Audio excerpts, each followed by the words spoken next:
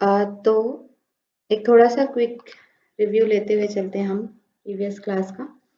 तो कल हमने हठ योग स्टार्ट किया था, जिसमें हमने देखा था कि सिलेबस के अंदर आपकी क्या-क्या चीजें हैं।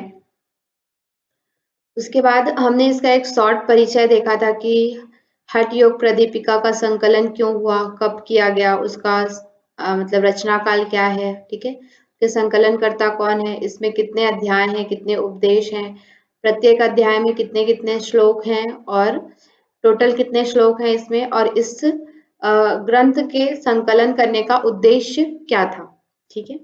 फिर उसके बाद हमने सभी चैप्टर्स के देखे थे कि सभी चैप्टर्स के में क्या-क्या चीजें हैं, ठीक है। कौन-कौन से जो मतलब कौन सा अध्याय आसन है, कौन से अध्याय में प्राणायाम, कौन से अध्याय में मुद्रा और नादानुसंधान, इन सब का जो वर्णन है, उनके अंदर और कौन-कौन सी चीजों का वर्णन है, उन सब के बारे में हमने कल देखा था डिटेल में, ठीक है। और फिर यहाँ से ये सारी चीजें हमने देख ली थी।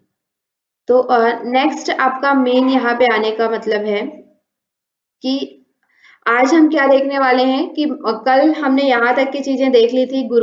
यहाँ पे जो 33 गुरु हैं और 33 गुरुओं के नाम, जैसा कि मैंने बताया था कि बहुत इंपॉर्टेंट है, ठीक है। यहाँ से क्वेश्चन आता है। और हठ प्रदीपिका, केवल एक जो हठ प्रदीपिका ग्रंथ है, उसी ग्रंथ से आपके 4 से 5 क्वेश्चन आते हैं, ठीक है। तो हठ प्रदीपिका बहुत इंपॉर्टेंट है, और क्योंकि क्वेश्चन का लेवल जो है वो टफ होता जा रहा है, तो यहाँ से कहाँ से क्वेश्चन पूछे जाते हैं ये पता नहीं चलता है, इसलिए आपको डीप स्टडी हर इस ग्रंथ का करना पड़ेगा, ठीक है। तो अभी से इसको आप स्टार्ट कर दीजिए डीप स्टडी करना। तो कल हमने यहाँ तक के देख लिया था, 11 तक के जो श्लोक हैं उनके बारे में हमने देख लिया था। आज हम देखने वाले हैं कि उनका स्थान क्या क्या है, ठीक है। योग साधना हेतु जो उपयुक्त स्थान है वो क्या क्या है, उनमें क्या क्या चीजें हैं, हमें कैसा मठ बनाना चाहिए, इसके बारे में हम देखेंगे। उसके बाद हम साधक और बाधक तत्व के विषय में देखेंगे, ठीक है। आज का जो विषय रहेगा, साधक और बाधक तत्व कौन कौन से हैं, कितने प्रकार के बताए गए हैं, इसके बारे में देखेंगे। फिर उसके बाद ये वैसे आपको ये जो है मैंने कल बताया था कि 2 बुक हैं आपके पास, एक कैवल्य धाम की जो हिंदी में जो प्रेफर कर रहे हैं कैवल्य धाम की, तो वो पढ़ सकते हैं। और दूसरा आपका जो इंग्लिश में है मुक्ति बोधानंद, ये मुंगेर बिहार से छपता है। तो वहां पे यम और नियम, 10-10 यम और नियम के बारे में वर्णन यहाँ पे मिलता है। हिंदी वाले बुक में आपको ये नहीं मिलेगा, ठीक है। तो ये वैसे अगर हम देखें तो हठ प्रदीपिका का पार्ट नहीं है, लेकिन फिर भी हम यहाँ पे थोड़ा सा देखेंगे। और मुख्य आपको ये है यहाँ पे पीपीटी में लाने का मतलब है कि ये चीज आप नोट कर सकते हैं, ये आपको बुक में नहीं मिलेगा, ठीक है। ये जो 15 आसन है आपके, वो सीक्वेंस भी पूछा जाता है, यहाँ से क्वेश्चन कैसे पूछा जाता है, हठ योग के जो 15 आसन है उसका सीक्वेंस भी पूछा जाता है। या फिर यहाँ से और कैसा क्वेश्चन बनता है कि हठ योग में कितने कौन कौन से आसन हैं, कौन से आसन नहीं है। इस तरह से आपके 4-5 आसन दिए होंगे, जिसमें से आपको पता लगाना होगा कि इसमें हठ प्रदीपिका में कौन से आसन है और कौन से आसन हठ प्रदीपिका के नहीं है, ये क्वेश्चन पूछा जाता है। और तीसरा यहाँ से किस तरह का क्वेश्चन आता है कि आपके हठ प्रदीपिका और घेरण संहिता में कौन से आसन मिलते हैं, कौन से आसन जो हैं वो दोनों ग्रंथों में है, हठ प्रदीपिका में भी है और घेरण संहिता में भी है, ठीक है। तो इस तरह से यहाँ से क्वेश्चन आता है, तो इसको आप लोग को पूरा याद रखना है। यहाँ पे हम देखते हैं कि हठ प्रदीपिका के अंदर हठ योग, हठ प्रदीपिका, ये हठ योग नहीं है, हठ प्रदीपिका के अंदर जो है 15 आसन है। तो 15 आसन कौन कौन से हैं, स्वस्तिकम, गोमुखम, वीरम, कुर्मम, कुटासनम, उत्तान कुर्मकम, धनुरम, मत्स्येंद्र, पश्चिम उत्तान, मयूर, सवासन, सिद्धम, पद्मम, श्रीहम, भद्रम। ये जो 15 आसन है इसको आप इस तरह से सीक्वेंस वाइज याद कर सकते हैं।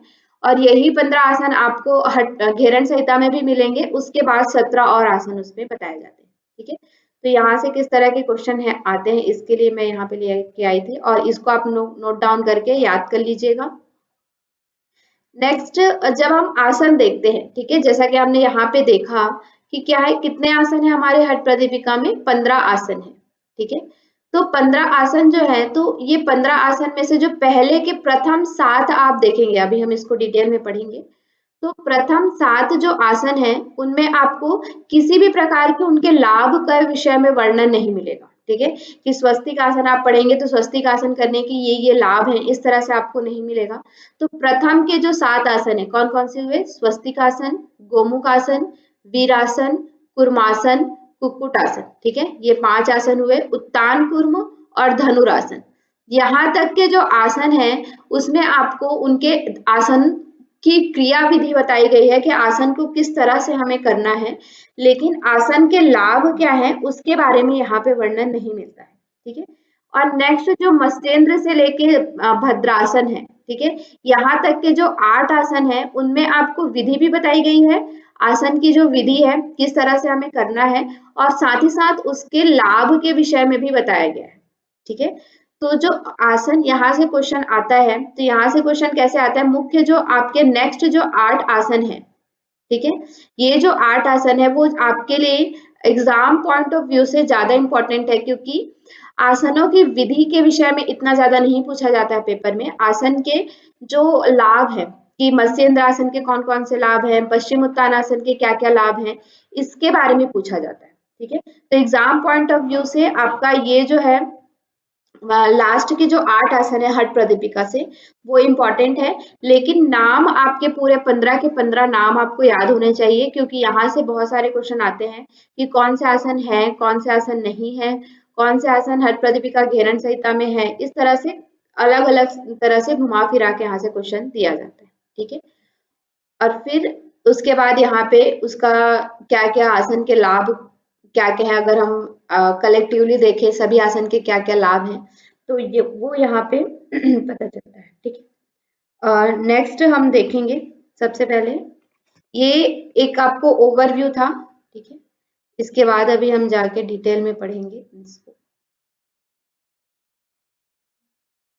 ठीक है, स्क्रीन शो हो रही है?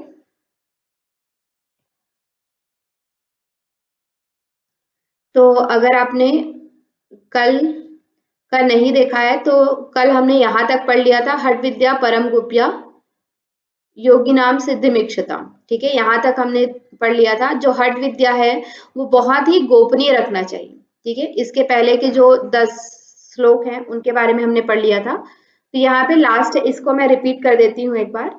तो इसमें है कि हठ विद्या जो है, जो आप आगे इसके बाद आप क्या है हठ विद्या सीखने वाले हैं। ठीक है, अभी तक तो जो 10 श्लोक हैं उसमें आपका एक हठ प्रदीपिका का एक इंट्रोडक्शन चल रहा था, हठ योग का इंट्रोडक्शन चल रहा था कि क्या है हठ योग। ठीक है, लेकिन क्योंकि आप इसके बाद हठ योग विद्या को जानने वाले हैं, उसमें कौन कौन से अंग आते हैं, क्या क्या उसमें अभ्यास हमें करना होता है, उसके विषय में आप डिटेल में जानने वाले हैं, इसलिए यहाँ पे क्या है कि इसे गोपनीय रखना चाहिए। जो भी आप विद्या इसके बाद सीखेंगे, आसन की विधि, प्राणायाम की विधि, मुद्रा की विधि या अन्य अन्य जो भी विधि आप सीखने वाले हैं, उन सभी अगर आपको उनमें सिद्धि प्राप्त करनी है, अगर आप चाहते हैं कि उसमें आपको सिद्धि मिले, तो उन सभी जो विद्या है, उन सभी जो अंग है, उन सभी को क्या रखना है, आपको गोपनीय रखना है।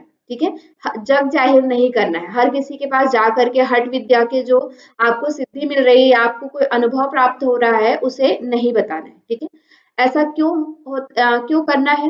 क्योंकि भवेद वीर्यवती गुप्ता निर्वीर्यातु प्रकाशिता। ठीक है, अगर हम इसको गुप्त रखते हैं, ठीक है, जब हम योग साधना कर रहे हैं उसे हम गुप्त रखते हैं, तो वो क्या होती है, वीर्यवती होती है, यानी कि मतलब कि वो शक्तिशाली बनती है। ठीक है, जब हम हठ विद्या को गोपनीय रखते हैं, अपने तक ही सीमित रखते हैं, जब हम अभ्यास करते हैं उसको, तो वो क्या होती है, शक्तिशाली बनती है। और जब हम इसको प्रकाशित करते हैं, ठीक है, प्रकाशित करते हैं यानी कि जन जन को बताते हैं, तो वो क्या हो जाती है, निर्वीर्य हो जाती है, यानी कि शक्तिहीन हो जाती है।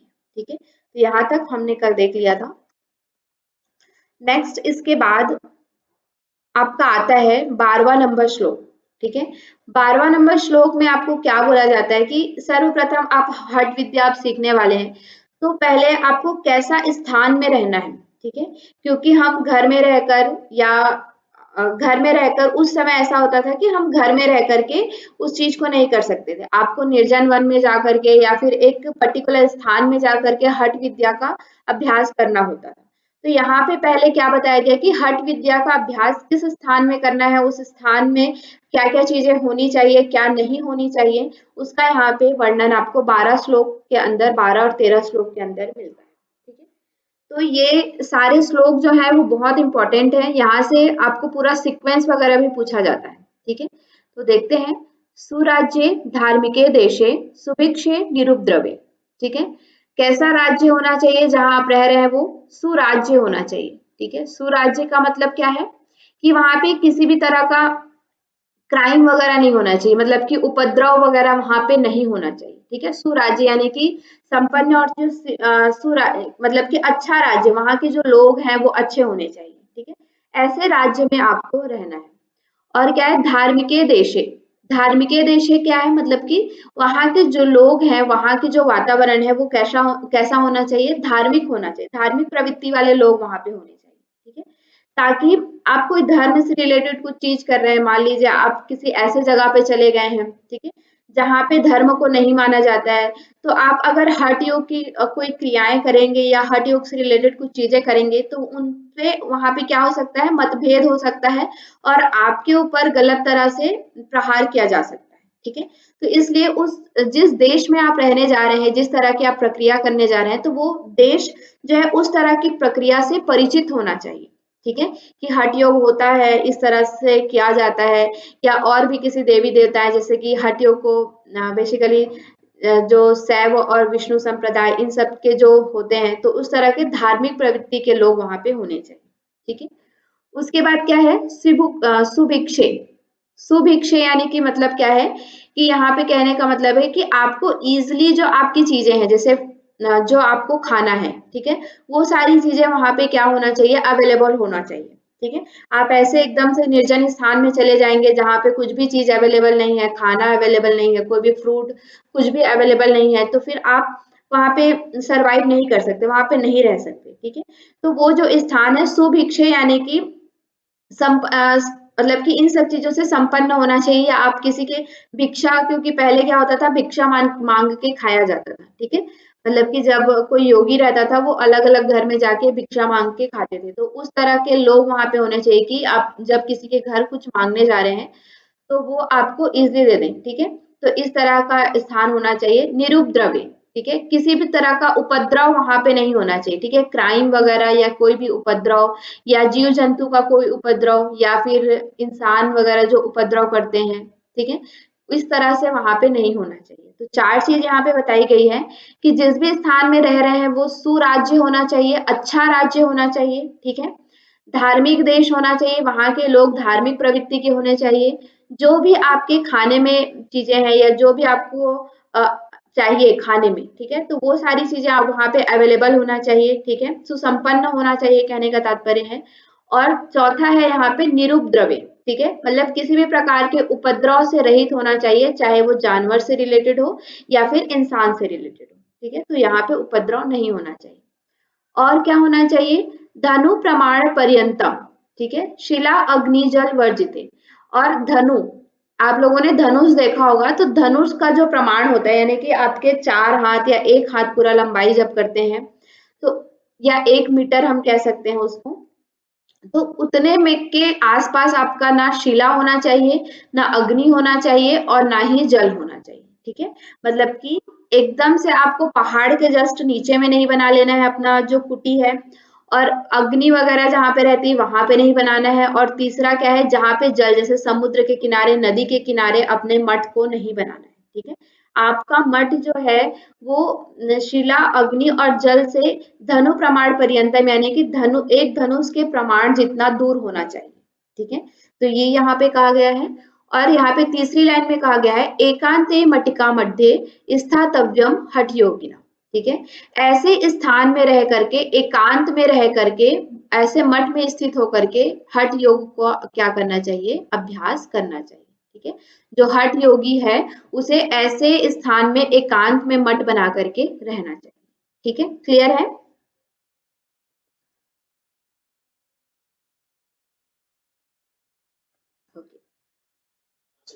ठीक है, फिर इसके बाद नेक्स्ट, फिर अब ये तो बताया कि स्थान आपने चूज कर लिया, ठीक है, कि किस स्थान में आपको रहना है। अब उस स्थान में कैसा मठ आपको बनाना है, कैसा कुटी आपको बनाना है, उसका यहाँ पे वर्णन मिलता है। ठीक है, तो कैसा कुटी बनाना है, अल्प द्वारम रंध्र गर्द विवरम। ठीक है, जो आपका जो मठ है वो उसका द्वार कैसा होना चाहिए, अल्प होना चाहिए, ठीक है। अल्प यानी कि छोटा, मतलब कि जैसे कि अभी हमारे जो हम घर बनाते हैं वो कैसा होता है, बड़े बड़े दीवारें होती है, बड़ी बड़ी खिड़कियां होती हैं, बड़े बड़े हमारे दरवाजे होते हैं, तो उस तरह से नहीं, आपका जो मठ है वो कैसा होना चाहिए, छोटा होना चाहिए, ठीक है। मतलब सॉरी, मठ का जो दरवाजा है, जो द्वार है वो कैसा होना चाहिए, छोटा होना चाहिए, ठीक है। अरंध्र गर्त विवरम, अरंध्र यानी कि उसमें कोई रंध्र नहीं होना चाहिए, रंध्र यानी कि क्या होता है, होल, गड्ढा जो होता है, बिल वगैरह जिसे हम कहते हैं, ठीक है। उस तरह से वहां पे नहीं होना चाहिए, ठीक है। मतलब कि आपका जो मठ है उसमें किसी भी तरह का छिद्र वगैरह नहीं होना चाहिए, बिल वगैरह, विवर जिसको कहते हैं, ठीक है।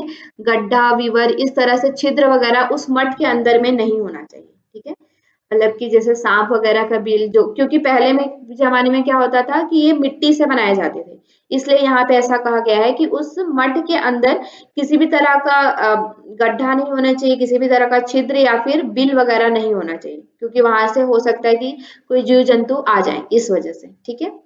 फिर उसके बाद क्या है, नाट्य उच्च नीचायतम, ना वो मठ बहुत ऊंचे स्थान में होना चाहिए, मतलब कि पहाड़ी के ऊपर भी नहीं बनाना चाहिए, और ना ही बहुत ही नीचा होना चाहिए, ठीक है। जैसे कि हम सुरंग वगैरह में नीचे, या क्या बोलते हैं, गुफा वगैरह के अंदर हम रहने लगे, तो वो भी नहीं, ठीक है।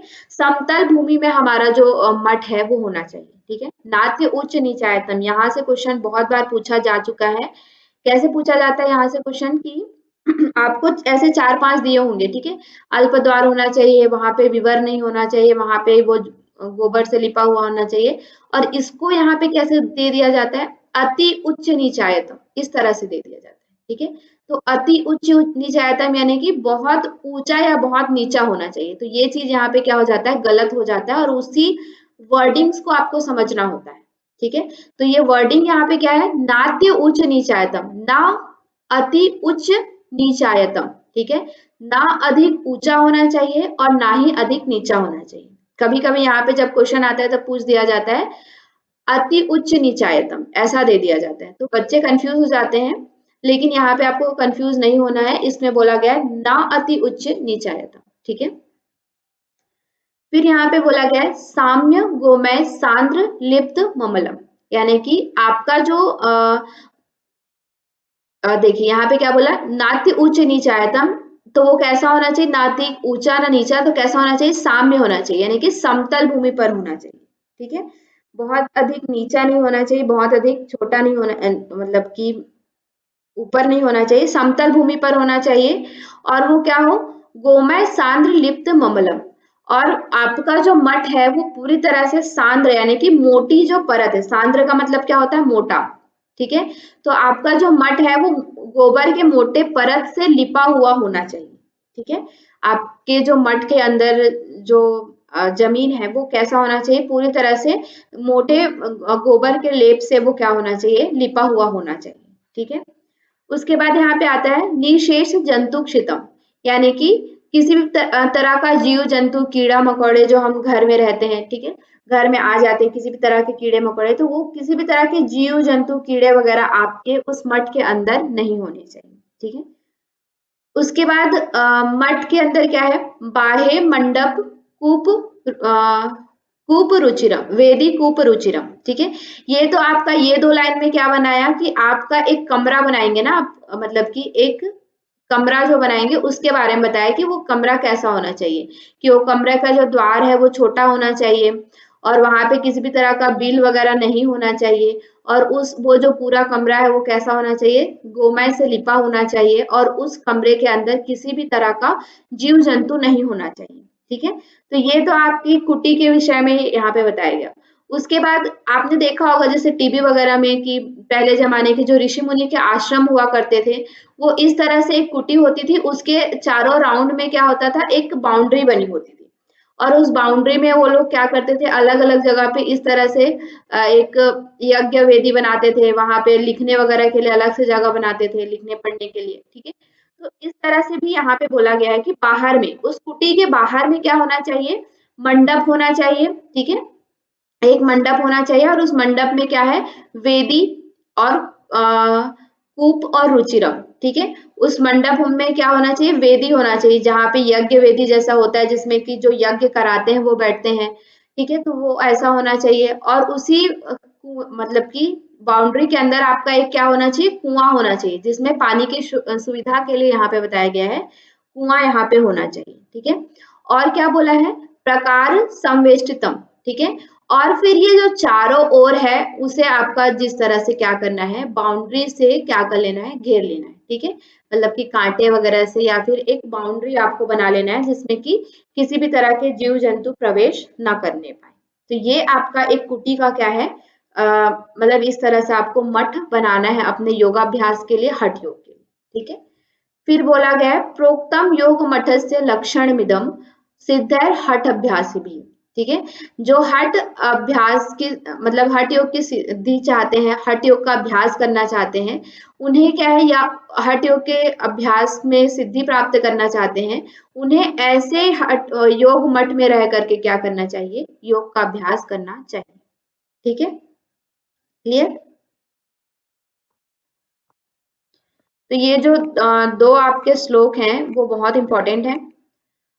इसके बाद इसी से रिलेटेड आपका 14 वाला जो है 14 नंबर का श्लोक भी उसी से रिलेटेड है। पहले में आपका जो 12वां नंबर का श्लोक था उसमें बताया कि स्थान का चयन करना, कैसा स्थान होना चाहिए, उसके आसपास के जो लोग हैं वो कैसे होने चाहिए।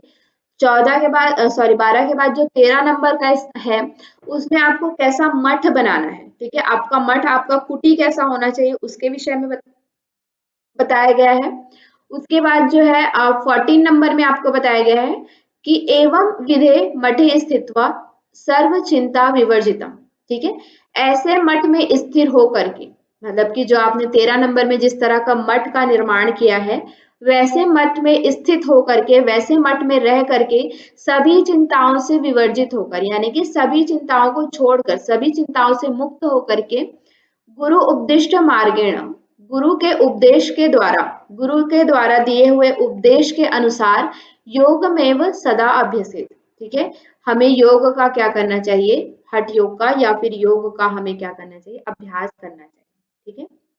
मतलब यहाँ पे बताया गया है कि हमें कैसे अभ्यास करना है। तो सर्वप्रथम यहाँ पे सभी जिस तरह से मठ बताया गया है उस तरह के मठ में हमें रहना है, उस तरह के स्थान में हमें रहना है, और हमारी जो सभी सांसारिक जो चिंताएं हैं उन सभी चिंताओं से विमुक्त होकर के गुरु उपदिष्ट मार्गेण, गुरु के द्वारा जो हमें उपदेश दिया जाता है, ठीक है। हर जो उपदेश है वो क्या है, किसी के गुरु के द्वारा ही दिया जाता है, हम अपने से कोई बुक पुस्तक पढ़ के नहीं प्राप्त कर सकते, ठीक है। हमें ये गुरु के द्वारा प्राप्त होता है, तो गुरु के उपदेश के द्वारा हमें इसको क्या करना है, प्राप्त करके हमें नित्य सदैव हमें क्या करना है, सदा अभ्यसित, यानी कि सदैव योग का अभ्यास निरंतरता से हमें करते रहना है, तभी हमें क्या होगी, सिद्धि की प्राप्ति होगी, ठीक है। तो ये सब आपका बताया गया कि कैसा आपका मठ होना चाहिए, किस तरह के आपकी कुटी होना चाहिए, कैसा स्थान होना चाहिए। उसके बाद यहाँ पे हठ योग की जो क्रिया विधि है उसको स्टार्ट करने से पहले, उसको प्रारंभ करने से पहले यहाँ पे कुछ आपके लिए बताया जाता है कि हठ योग के जो अभ्यासी हैं उनको क्या नहीं करना चाहिए और क्या करना चाहिए, ठीक है। क्या उनके लिए बाधक तत्व है और क्या उनके लिए साधक तत्व है, इसके विषय में यहाँ पे बताया जाता है। तो 15 नंबर का जो आपका श्लोक है उसके अंदर आपको क्या बताया जाता है, बाधक तत्व बताया जाता है, ठीक है। यहाँ से भी काफी बार क्वेश्चन आ चुका है बाधक तत्व से रिलेटेड, तो ये भी आप लोग को देख के रखना है, ठीक है। कौन कौन से हैं, इनका सीक्वेंस पूछा जाता है, कौन कौन से हैं, कौन से नहीं है, ऐसा भी क्वेश्चन पूछा जाता है, ठीक है। कभी ये पूछा जाता है कि कौन है, कभी ये पूछा जाता है कौन नहीं है, कभी पूछा जाता है इनका सीक्वेंस क्या है। तो सीक्वेंस वाइज आपको इसको क्या करना है, याद करके रखना है। तो सीक्वेंस वाइज ये है, पहला के देखते हैं, अत्याहार प्रयासश्च प्रजल्पो नियमाग्रह जन संघर्ष लौल्यम च षड्भिर्योगो विनश्यति, ठीक है। तो यहाँ पे पहला क्या है, अत्याहार। जो हमारा बाधक तत्व में पहला क्या आता है, अत्याहार आता है, यानी कि अति आहार करना, ठीक है। ज्यादा आहार करना भी हमारे लिए क्या है, बाधक तत्व है। अगर हम बहुत ज्यादा आहार ग्रहण कर लेते हैं तो हमारे अंदर क्या आता है, आलस्य आ जाता है। इसलिए क्या है कि अति आहार को यहाँ पे बाधक तत्व के रूप में माना गया है। मिता आहार का क्या करना है, हमें आचरण करना है, ठीक है। मिताहार और पथ्य आहार का यहाँ पे आचरण करने के लिए कहा गया, और मिताहार करते हुए भी किस तरह से कितना खाना है, कितने भाग छोड़ना है, इन सारी चीजों के बारे में भी इसी चैप्टर में आपको वर्णन मिलेगा लास्ट नेक्स्ट में।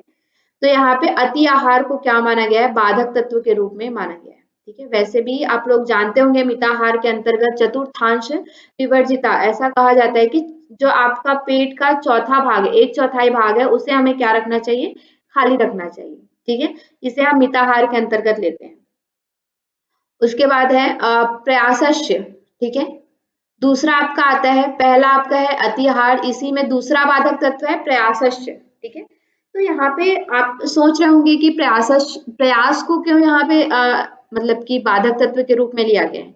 तो यहाँ पे प्रयास का मतलब है कि बहुत ज्यादा प्रयास करना। ठीक है, मान लीजिए धीरे धीरे हम ग्रेजुअली जब बढ़ते हैं उन चीजों में तो हम प्राप्त करते हैं, लेकिन ऐसा नहीं हो सकता कि आज ही हम पूरा हट प्रदीपिका पढ़ लें और आज ही हमारे मतलब कि माइंड में वो क्या हो जाए, पूरा फीड हो जाए कि हाँ ये चीजें यहाँ पे है, तो ऐसा नहीं हो सकता।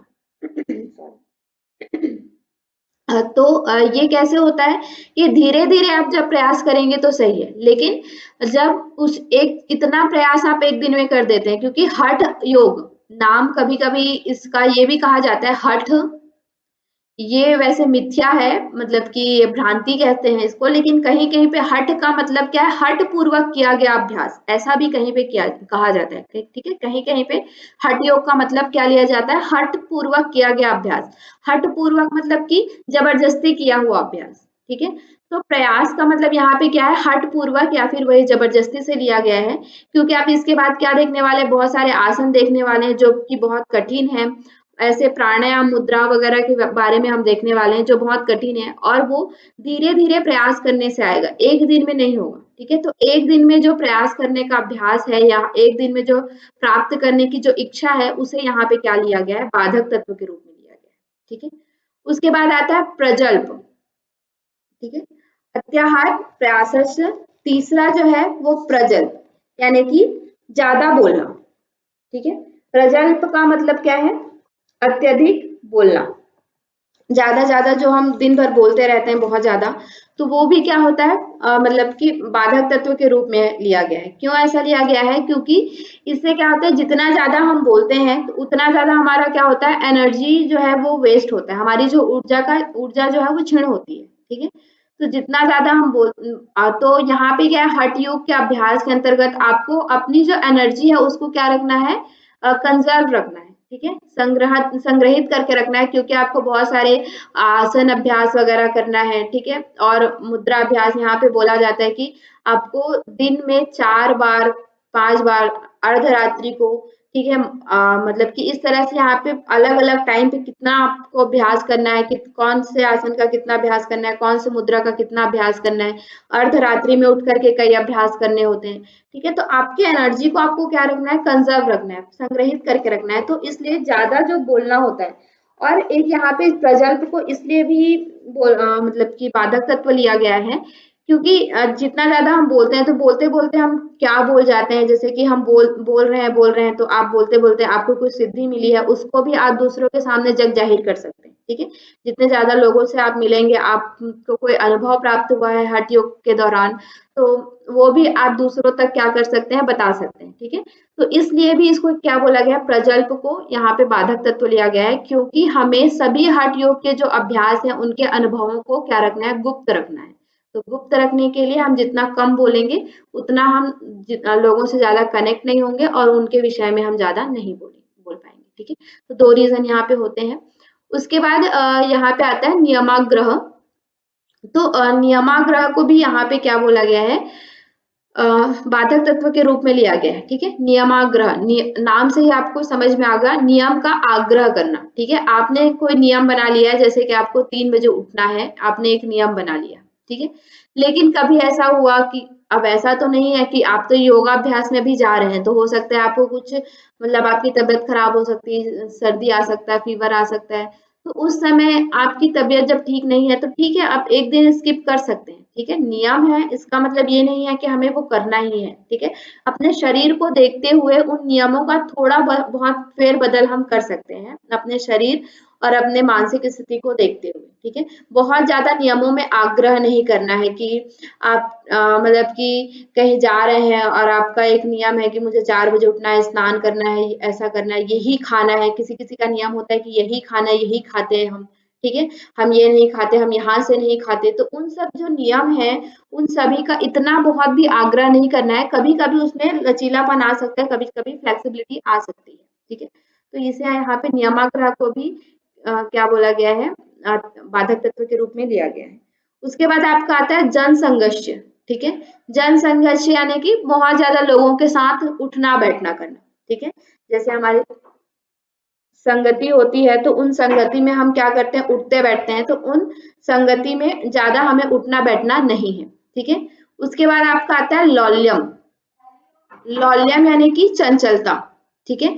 चंचलता का मतलब जस्ट 2 मिनट प्लीज।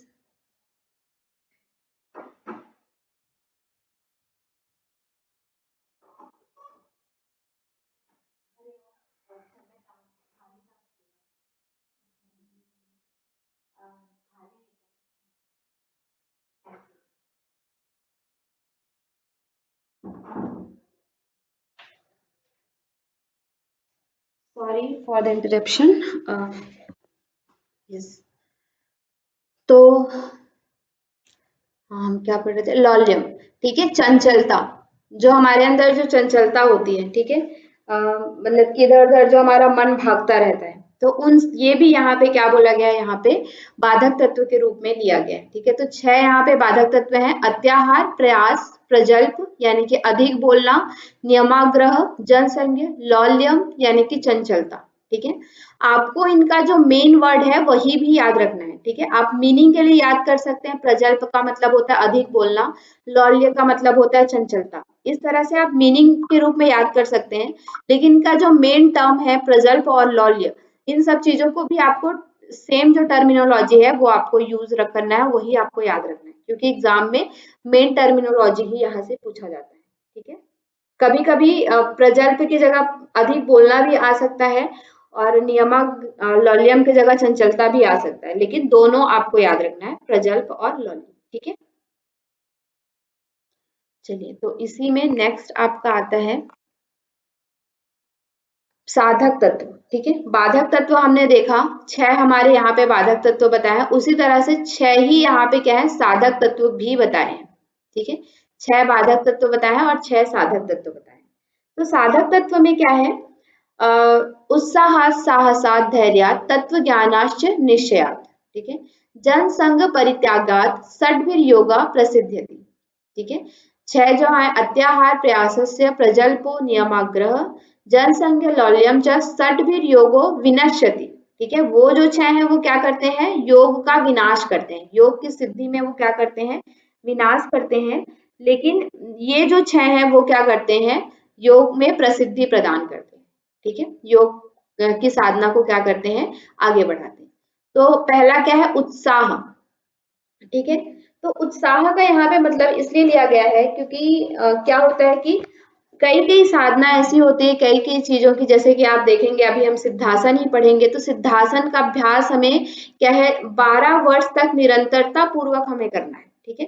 तो 12 वर्ष तक हमारे अंदर वही उत्साह होना चाहिए जो हमारा डे फर्स्ट में था, और 12 वर्ष तक जब निरंतरता पूर्वक वही उत्साह आप में बना रहेगा, उसी तरह से करने का जो कंटिन्यूटी आपके अंदर रहेगी, निरंतरता आपके अंदर रहेगी, तो तभी आप क्या कर सकते हो, उस चीज को प्राप्त कर सकते हैं, ठीक है। तो आपके अंदर क्या होना चाहिए, उस जिस भी तरह का योग साधना आप कर रहे हैं उसमें आपका उत्साह होना चाहिए, उसमें आपका मतलब कि वो जो मोटिवेशन है वो बना हुआ होना चाहिए, ठीक है। उसके बाद आपका आता है साहस, ठीक है। जैसा कि हम देख रहे हैं कि हमें निर्जन वन में जाके रहना है, अलग जगह में जाके रहना है, अलग कुटी हमें बनाना है, ठीक है। तो उस तरह का आपके अंदर डेयर होना चाहिए, साहस होना चाहिए उन चीजों को करने का, ठीक है। तो ये दूसरा आपका आता है कि जो भी आप योग साधना कर रहे हैं उसके प्रति आपका उत्साह होना चाहिए और आपका साहस होना चाहिए, ठीक है। फिर उसके बाद है धैर्य, ठीक है। उत्साह और साहस के साथ साथ धैर्य भी होना चाहिए, जैसा कि मैंने आपको पहले ही बताया कि कई कई योग साधना ऐसा होता है कि आपको 12 साल तक, 15 साल तक उस योग साधना को करते ही रहना, सेम योग साधना आपको करते रहना है। तो ये नहीं कि 10 दिन किए उसके बाद हमें लगा रही इससे तो हमें कोई फायदा ही नहीं हो रहा है, तो फिर हम इसको क्यों करें, क्या करें, मतलब कि वो धैर्य आपके अंदर नहीं होता है। ठीक है, मतलब कि धैर्य क्या हो जाता है, समाप्त हो जाता है। तो कोई भी योग साधना आप कर रहे हैं उसके प्रति आपके उस साधना फल को प्राप्त करने के लिए या उस सिद्धि को प्राप्त करने के प्रति धैर्य होना चाहिए, निरंतरता होना चाहिए, और निरंतरता के साथ साथ आपको धैर्य भी होना चाहिए। ठीक है, तो ये 3 चीज हो गया, उत्साह, साहस और धैर्य। फिर तत्व ज्ञानार्थ, ठीक है, तत्व ज्ञानार्थ मतलब कि तत्व ज्ञान। तत्व ज्ञान का मतलब यहाँ पे क्यों लिया गया है कि जैसे कि हमें किसी चीज में उत्साह भी है, साहस भी है, धैर्य भी है। जैसे कि मान लीजिए एक चोर है, उसको उत्साह भी है चोरी करने का, उसके अंदर साहस भी है कि वो किसी के भी घर में जा सकता है, बड़े से बड़े इंसान के घर में भी जा सकता है, और उसके अंदर धैर्य भी है कि आज मुझे 100 रुपए मिला है तो कल मुझे 200 रुपए मिलेगा, और निरंतरता पूर्वक वो वही काम करता जा रहा है। ठीक है, उसके अंदर उत्साह भी है, साहस भी है, धैर्य भी है, लेकिन उसके अंदर क्या है, तत्व ज्ञान नहीं है। ठीक है, क्या सही है और क्या गलत है उसका ज्ञान उसके अंदर नहीं है, यथार्थ ज्ञान उसके अंदर नहीं है। तो हमें इन तीनों के साथ साथ ही हमें क्या है, तत्व ज्ञान का भी तत्व ज्ञान भी होना चाहिए हमारे अंदर। ठीक है, कि हमें किसी भी कार्य को करने का उत्साह है, साहस है, धैर्य है, लेकिन उसके साथ साथ क्या सही है और क्या गलत है, जो हम कर रहे हैं, जिसके प्रति हमारा उत्साह है, जिस कार्य को करने के प्रति हम साहस दिखा रहे हैं, हम उसके प्रति तो धैर्य दिखा रहे हैं, तो क्या वो सही है और या नहीं है, उस चीज का आपको यथार्थ ज्ञान होना चाहिए। ठीक है, तो ये आपका क्या है, चौथा साधक तत्व है। ठीक है, गलत, जैसे कि इसका आप इस तरह से भी एग्जांपल ले सकते हैं कि गलत राह में आपको दिल्ली जाना है और आप क्या है कि आगरा की तरफ चल रहे हैं। ठीक है, तो आप दिल्ली कभी नहीं पहुंच सकते। ठीक है, आपके अंदर कितना भी साहस क्यों ना हो, कितना भी धैर्य हो, धैर्य ही बना रहेगा। ठीक है, धैर्य बनाते बनाते आप बाइक से राइडिंग करते करते जा रहे हैं, लेकिन कभी भी आप दिल्ली नहीं पहुंच सकते क्योंकि आप अपोजिट डायरेक्शन में चल रहे हैं, आपको तत्व ज्ञान ही नहीं है। ठीक है, तो ये क्या है, आपको इन सब के साथ साथ आपको तत्व ज्ञान भी होना चाहिए। उसके बाद क्या है, निश्चयार्थ, मतलब कि निश्चय, संकल्प होना चाहिए, एक दृढ़ निश्चय हमारे पास होना चाहिए कि हाँ मुझे इसको प्राप्त करना ही है। इस तरह का आपके अंदर क्या होना चाहिए, एक दृढ़ निश्चय होना चाहिए। ठीक है, तो ये भी हमारे लिए क्या है, साधक तत्व के रूप में काम करता है। और लास्ट है आपका जन संग परित्यागात।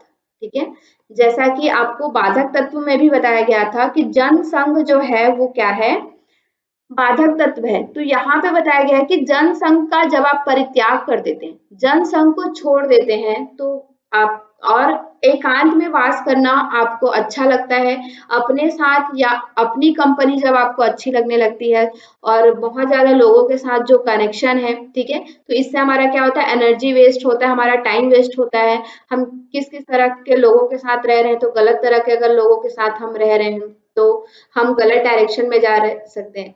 तो आपकी जो संगति है, आप जिनके साथ बैठ रहे हैं वो लिमिटेड होने चाहिए, कम होने चाहिए, और बहुत ही ऑथेंटिक होने चाहिए, मतलब कि बहुत ही ज्यादा, मतलब कि सुलझे हुए और जो योगी ज्ञानी पुरुष हैं उनके ही साथ आपको उठना बैठना है, और बाकी जो बहुत ज्यादा लोग हैं उनके साथ जनसंग नहीं करना है। ये आपके 6 यहाँ पे क्या बताए गए हैं, सट भी योगो प्रसिद्ध्यति, योग के साधक तत्व के रूप में बताया गया। ठीक है,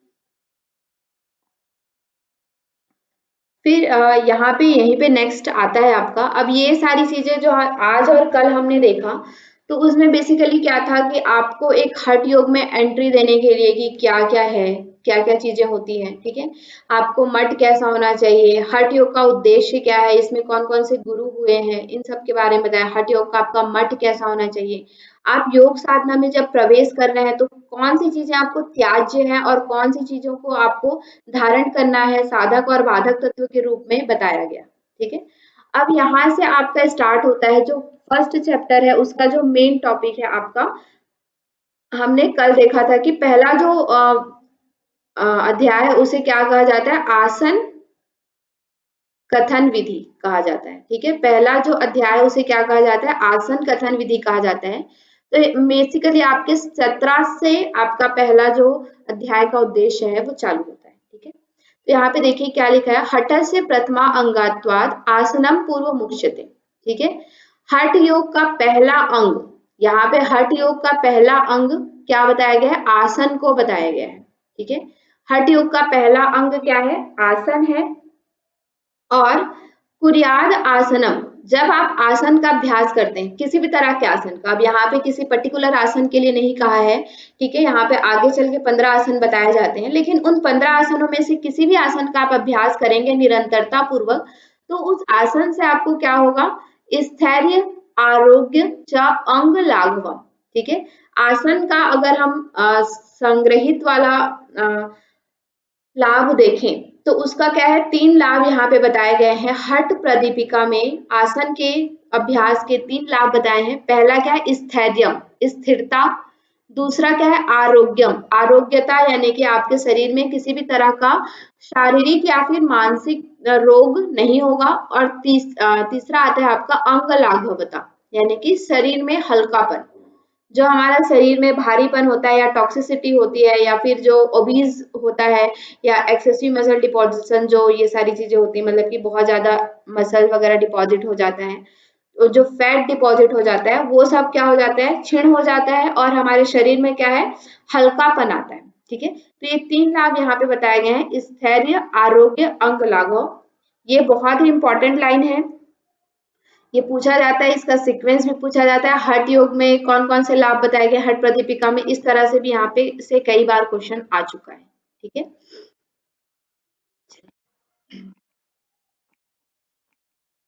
इसी में फिर नेक्स्ट आपका आता है कि आसन वगैरह कहाँ से आए, किन्होंने बताया आसन के बारे में, ठीक है, और इन्होंने 15 आसन क्यों लिए हैं, इस तरह से यहाँ पे बताया गया है, ठीक है।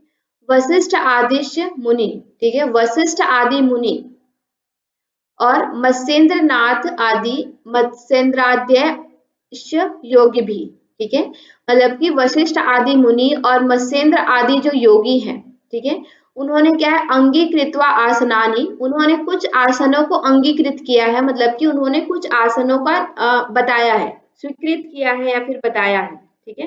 उन्होंने अलग अलग तरह के विभिन्न आसनों के बारे में कहा है। कथनते कनि चिन्मया, ठीक है, यहाँ पे मैं क्या है? कनि चिन्मय, यानी कि कुछ आसनों का मैं यहाँ पे वर्णन कर रहा हूँ, ठीक है। उन्होंने मत्स्येंद्र आदि जो योगी हैं या वशिष्ठ आदि जो मुनि हैं, उन्होंने बहुत से आसन बताए हैं, उनमें से मैं कुछ आसनों का यहाँ पे वर्णन कर रहा हूँ। मैं का मतलब क्या है? मया मतलब कि क्या है? कल ही हमने एक श्लोक पढ़ा था, सेकंड थर्ड नंबर श्लोक में हमने पढ़ा था कि जो यह हठ प्रदीपिका है उसके ग्रंथ कौन है, उसके ग्रंथाकार कौन है, उसके संकलन करता स्वात्माराम, ठीक है। तो यहाँ पे मया का मतलब क्या है? मैं मतलब कि स्वात्माराम, ठीक है। तो यहाँ पे जो स्वात्माराम जी हैं वो कहते हैं कि वशिष्ठ आदि मुनि ने या फिर मत्स्येंद्र आदि योगियों ने बहुत से आसन बताए हैं, बहुत से आसनों के बारे में कहा है, उनमें से मैं कुछ आसनों का यहाँ पे क्या कर रहा हूँ? वर्णन कर रहा हूँ, ठीक है। फिर यहाँ पे फिर डायरेक्ट आपका स्टार्ट हो जाता है, पहला जो है स्वस्तिक आसन यहाँ पे स्टार्ट हो जाता है, ठीक है। 15 जो आसन हमने देखे थे, स्वस्तिक आसन जो मैंने आप लोग को एक श्लोक दिया था, स्वस्ति गोमुखम, इस तरह से जो 15 थे, तो वो यहाँ पे आपको नहीं मिलेंगे, वो ऐसे ही बनाए गए हैं याद करने के लिए, तो वो आप उसको पढ़ के याद कर सकते हो। तो पहला यहाँ पे आसन स्टार्ट होता है आपका स्वस्तिक आसन। तो स्वस्तिक आसन का मतलब है कैसे करते हैं?